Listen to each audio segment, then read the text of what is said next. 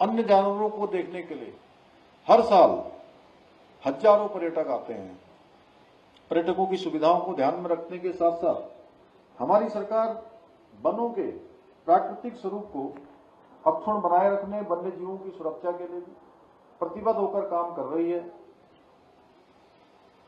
आदरणीय प्रधानमंत्री श्री नरेंद्र मोदी जी की प्रेरणा से हम इकोलॉजी, इकोनॉमी और टेक्नोलॉजी, इन तीनों के बीच में संतुलन स्थापित करते हुए विकास के साथ साथ प्राकृतिक संसाधनों के संरक्षण के लिए भी निरंतर कार्य कर रहे हैं। वन विभाग के सभी साथियों से मेरी अपेक्षा है कि वह हर जिले में कम से कम एक नए पर्यटन स्थल की पहचान करें, चाहे वो वन विश्राम भवन हो, कोई वन्य जीव बाहुल्य क्षेत्र हो, कोई मनोरम पहाड़ी झरना हो जहां पर नौले धारे आते हो, ऐसा कोई स्थान हो, कोई स्रोत वाला स्थान हो, ऐसे स्थानों की खोज करके उसको किसी न किसी रूप में नए स्थल के रूप में पहचान बढ़ाने का काम करें और बिना उसके प्राकृतिक स्वरूप को बदले हुए उसे पर्यटकों के लिए भी सुलभ बनाएं। जैसे मैं देख रहा हूं यहां पर काफी परिवर्तन आया है और आने वाले पर्यटकों की संख्या भी इस डियर पार्क में काफी बड़ी है। एक दिन में जू में अधिकतम 8,000 लोग यहां पर भ्रमण कर रहे हैं और एक वर्ष में रेवेन्यू में भी 4 करोड़ रुपए। इसी तरह के और भी सुविधाएं और विकसित की जाएं ताकि बच्चों को और युवाओं को सहअस्तित्व के बारे में और हम जागरूक कर सकें और उनको प्रकृति प्रेमी बना सकें और प्रकृति के साथ साथ जीवन पद्धति कैसे आगे बढ़े यह उसके जीवन में भी आए, उनके अपने संस्कारों में आए। और सहअस्तित्व के दृष्टिगत उत्तराखंड का यह महत्वपूर्ण स्थान भी है। वन्य जीवों का महत्व भी सहअस्तित्व के लिए दृष्टिगत अत्यधिक है और छोटे छोटे प्रयास हमारे आने वाले समय में राज्य के पर्यटन और आर्थिकी के विकास में बहुत महत्वपूर्ण भूमिका निभा सकते हैं, बहुत बड़ा आधार हमारी आर्थिकी का बन सकते हैं। और हम लगातार खोजते हैं, जब हमारा वित्त विभाग बहुत सारे पहलुओं पर विचार करता है तो हम देखते हैं कि जो हमारे पास पोटेंशियल है, जो हमारे पास क्षमता है, उस क्षमता का कैसे हम अधिक से अधिक उपयोग करें और सभी का एक बैलेंस बनाते हुए, समन्वय बनाते हुए इकोलॉजी, इकोनॉमी और टेक्नोलॉजी, इनको अगर हम बैलेंस बनाते हुए काम करेंगे तो हमें बहुत सारे मार्ग दिखाई देंगे और जहां हमारा पोटेंशियल है वहां से हम राज्य की आर्थिकी को भी बढ़ा सकते हैं, पर्यटन को भी बढ़ा सकते हैं, अन्य संसाधनों को भी बढ़ा सकते हैं। हमारे सामूहिक प्रयासों से बाघ, गुलदार, हाथी, हिम तेंदुए जैसे दुर्लभ वन्य प्राणियों की संख्या में भी उत्साहजनक रूप से वृद्धि हुई है। अभी हम देख रहे थे, अगर देश के घनत्व के अनुरूप अगर हम उसका आकलन करें तो पूरे देश के अंदर सबसे अधिक टाइगर हमारे ही राज्य में है, उत्तराखंड में। वैसे हमारा नंबर 3रा है, लेकिन अगर हम घनत्व की दृष्टि से इसका आकलन करें तो हम पहले नंबर पर आते हैं। परंतु इनके साथ साथ मानव वन्य जीव संघर्ष की चुनौतियां भी हैं।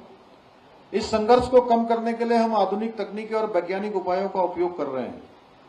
भाइयों बहनों, मैं आप सभी को आज के इस अवसर पर आश्वस्त करना चाहता हूं कि हमारी सरकार वन्य जीव संरक्षण के लिए निरंतर प्रयासरत है। प्रदेश में नए इको टूरिज्म मॉडल पर काम चल रहा है ताकि लोग जंगलों से जुड़े लेकिन प्रकृति का नुकसान न पहुंचे। वन विभाग को आधुनिक तकनीकी जैसे ड्रोन, जीपीएस की सुविधा दी जा रही है ताकि वन्य जीवों की निगरानी और सुरक्षा और बेहतर ढंग से की जा सके। स्थानीय लोगों के लिए आजीविका के नए अवसर पैदा किए जा रहे हैं। इसका एक उदाहरण हमारा फाटो रेंज भी है, जहां पर एक वर्ष के अंदर 20 करोड़ से भी अधिक का लोगों ने रोजगार किया है। आसपास के लोगों को अनेक प्रकार से रोजगार का अवसर मिला है, उनकी आजीविकाएं बढ़ी हैं और स्थानीय लोगों के आजीविका के नए नए अवसर पैदा हो रहे हैं, ताकि वो जंगलों की रक्षा और वन्य जीवों की सुरक्षा के में भी अपना सक्रिय रूप से योगदान दें। भाइयों बहनों, हमने 1 लाख युवाओं को सीएम यंग इकोप्रेन्योर बनाने की बात कही थी। वो स्कीम भी अब हमारी आगे बढ़ रही है, रंग ला रही है। मुझे बताया गया कि इस स्कीम के अंतर्गत nature guide, drone pilot, wildlife photographer, eco tourism, वन्य जीव टूरिज्म और आदि कौशल कार्यों को एक उद्यम के रूप में परिवर्तित किए जाने की दिशा में काम आगे बढ़ चुका है। इस सबके साथ साथ प्रदेश के प्रत्येक जिले में छात्रों के लिए इको क्लब के जरिए वन्य जीवों से संबंधित शैक्षिक यात्राओं का आयोजन भी कराया जा रहा है। भाइयों बहनों, हम सभी जानते हैं बीते कुछ दशकों में भौतिक विकास की दौड़ ने हमारी जीवन शैली को तेजी से बदलने का काम किया है। ये बदलाव पहले भी आवश्यक था और अब भी है, लेकिन हमें नहीं भूलना चाहिए कि अगर हम विकास की दौड़ में प्रकृति, पर्यावरण और वन्य जीवों को पीछे छोड़ देंगे तो हमारा ये विकास हमेशा अधूरा रहेगा और हमारी आने वाली पीढ़ियों के लिए हमेशा एक संशय पैदा करेगा, उनके लिए एक खतरा पैदा करेगा। इसलिए हमारा प्रयास होना चाहिए कि भौतिक विकास और पर्यावरण का संतुलन हर हाल में बने रहे। जहां हमारे लिए इकोनॉमी जरूरी है, वहीं हमारे लिए इकोलॉजी भी बहुत जरूरी है। भाइयों बहनों, आदरणीय प्रधानमंत्री श्री नरेंद्र मोदी जी ने विश्व मंच से लाइफ स्टाइल फॉर एनवायरमेंट का आह्वान किया है, जो एक नारा मात्र नहीं है बल्कि धरती मां को बचाने का एक मंत्र है।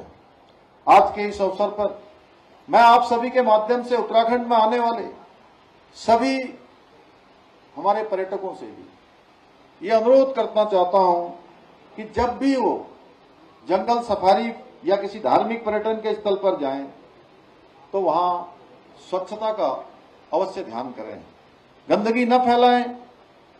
हम सभी का ये छोटा सा प्रयास पर्यावरण संरक्षण की दिशा में बहुत बड़ा कदम साबित हो सकता है। यहां आकर मुझे अच्छा भी लगा कि आप लोगों ने ये वन्य जीव उद्यान बहुत अच्छे से मेंटेन किया है। साफ सफाई है, चारों तरफ हरियाली है। इसके लिए मैं यहाँ काम करने वाले, यहाँ के जो प्रभारी हैं, अधिकारी हैं, कर्मचारी हैं, डॉक्टर्स, आप सभी जो भी यहाँ की देखभाल करते हैं, उन सभी की मैं सराहना करता हूं। मैं वो सभी प्रशंसा के पात्र हैं। अंत में मैं आज जैसा वन मंत्री जी ने भी अभी और हम लोगों ने वाइल्ड लाइफ जो हमारी बैठक होती है, उस बैठक में अनेक बार बात आती है कि अब लगातार जिस प्रकार से अभी एक पुस्तक का हम लोगों ने विमोचन किया है यहाँ पर, इस पुस्तक में गुलदार के बारे में, अन्य जीव जंतुओं के बारे में बहुत विस्तार से बताया है।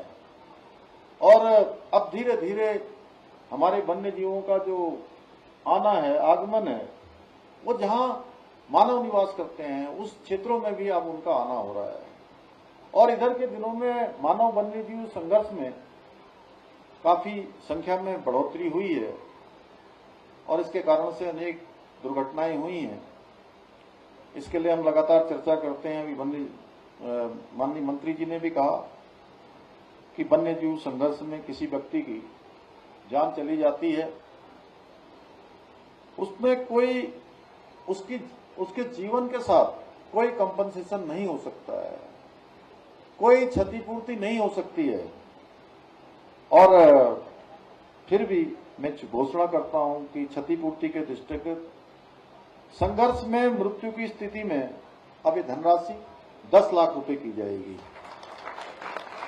अंत में मैं हमारे उन वन विभाग के उन बहादुर कर्मियों को भी हृदय से धन्यवाद करता हूं जो दुर्गम जंगलों में हिंसक वन्य जीवों के बीच रहकर धरती की सेवा कर रहे हैं। वन्य जीव संरक्षण के क्षेत्र में हो या हमारे पर्यावरण के संरक्षण के क्षेत्र में हो या हमारे अनेक प्रकार के जो लंबे समय से चले आ रहे हमारे स्रोत हैं, नाले हैं, धारे हैं, गधेरे हैं, उन सभी का संरक्षण किसी न किसी रूप में कर रहे हैं।